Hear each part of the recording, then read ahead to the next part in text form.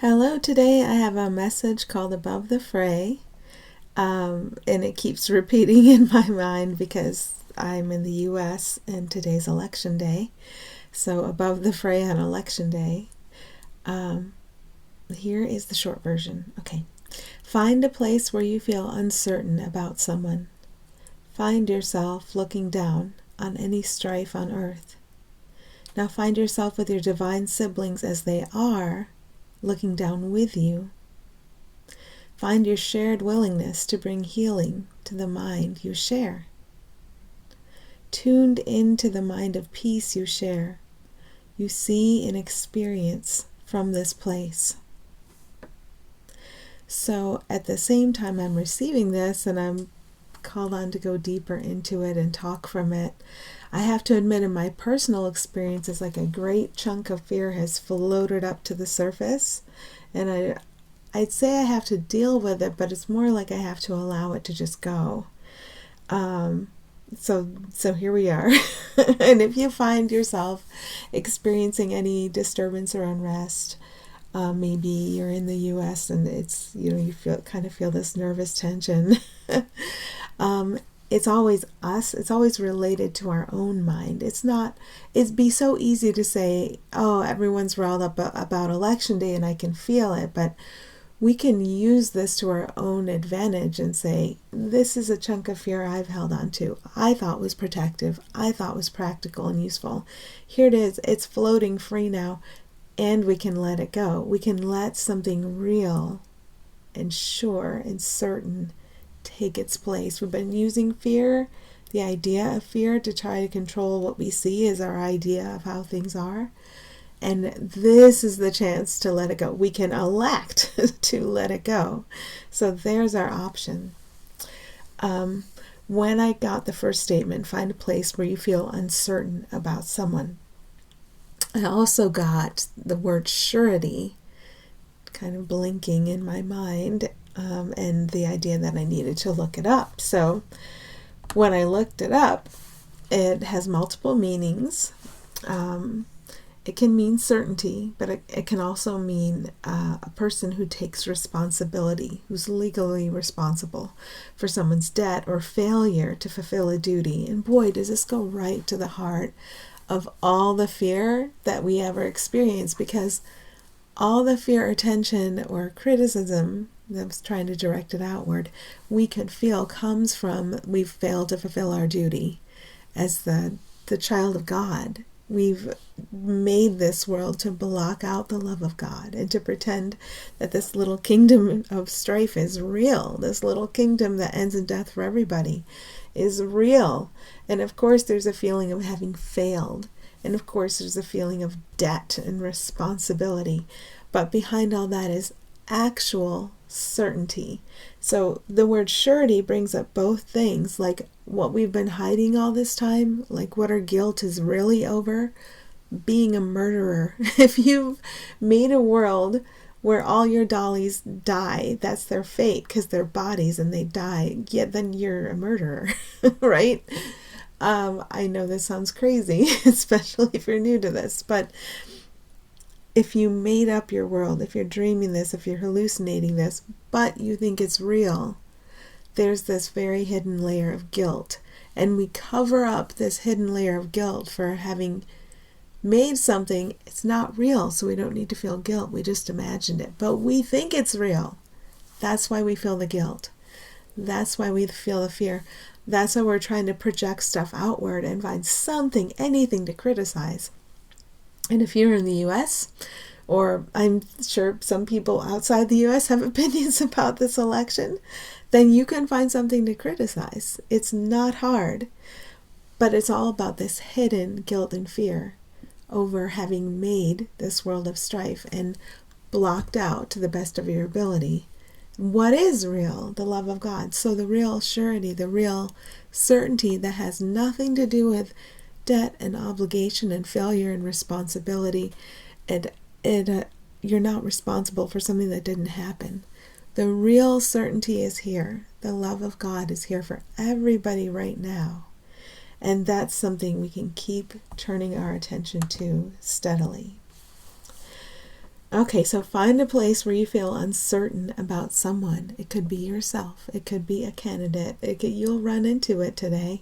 you will feel that they are something less than lovely, and you can take advantage of that opportunity you're getting, because that's where you're locked into your hallucination, where you think one of the beings is something that's other than light. That's where you're dedicated, devoted to your hallucination. I can switch over to I language, feels better to me. That's where I'm devoted to my hallucination. So I can do that today. And that's the starting point for healing. All this fear that's come up in me is like fear of death. And so it's like I think I could just go at any moment. It's really intense. So I'm going to take the opportunity to do this work because, yeah, holy shit, you gotta do it. All right, find yourself looking down on any strife on earth. It doesn't matter if it's the strife within your mind, or the strife in your neighbor's life, or the strife related to an election. It really is all the same thing. But you're looking down. So right now you're not on earth. You're looking down on it. And just for a moment, there's just no judgment. You're just observing. You're only an observer. So find yourself looking down on any strife on earth. You might feel these cords of responsibility. Like, I caused this, I did this, I'm responsible for this. But then if someone over your shoulder is telling you, this was a dream. When you wake up from a bad dream, you don't have to remember the dream or analyze the dream or understand anything about the dream. Somebody's holding you and telling you're safe and you're okay and you're loved. And you can let that dream go. Now find yourself with your divine siblings as they are looking down with you. So everyone you see on earth busy in that strife, their actual being is up above it all with you, looking down on it. So they're the characters being imagined, right? But their actual being and your actual being, it's up above it all and it's looking down on it. And you're just watching. So find your shared willingness to bring healing to the mind you share. I think I made a little bit of a mistake here, because it's more like we allow healing to come to our perception that our minds are separate. But it is the one child of God that's healing. But it's like the place where we need healing is where we think our minds are separate from each other, not where our mind is shared. Where our mind is shared, that's where the peace is. Where we're one, that's where the love is. Where we're joined and connected, that's where the truth is. So it's almost like I want to say, find your shared willingness to bring healing to the perception that your minds are separate. But whatever it is, we can find that willingness. I have done this thing and it is this I would undo. If you just, at your command, it's undone for you, what you think you've done, well, that's an easy thing. And there's no blame in it. So that was a line from A Course in Miracles I quoted accurately, I hope. I have done this thing and it is this I would undo. That's the heart of what a sane response can be to anything you look at and you see as problem. That I have decided what I would perceive. I'm perceiving this. I have done this thing and it is this I would undo. And when you say you would undo it, you call to the power you share with everybody, love. The power of love. You don't know what's going to happen next or how. It's not a separate you with separate agency forging their way through, bringing right to an actual wrong. You're saying, I hallucinated this and I'm ready to emerge from it now. I'm ready to allow kindness to carry me where I belong and to show me everybody there with me. Okay. Tune into the mind of peace you share. Oh, tuned in to the mind of peace you share. You see and experience from this place. So that's what we can do today.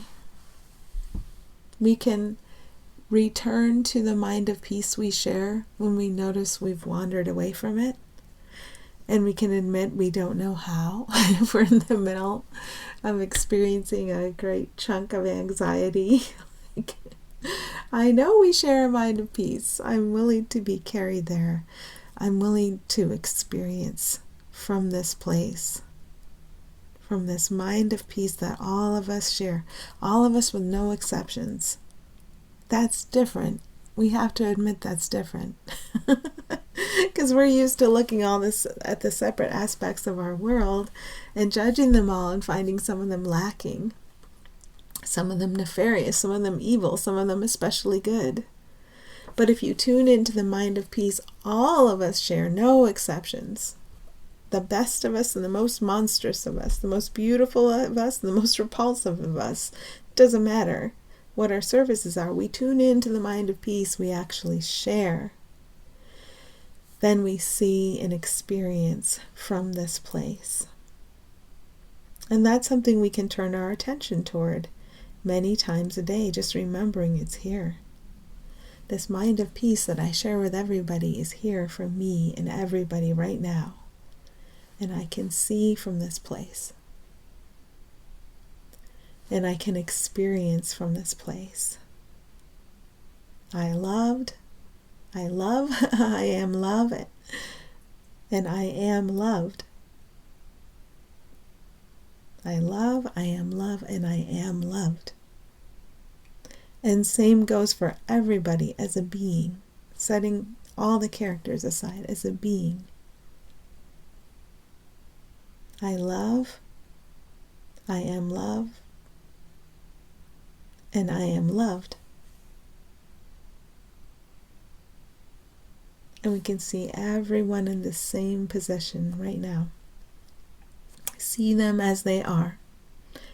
And if we look down on the strife, that's how we would have them be, because we haven't been quite sane, okay?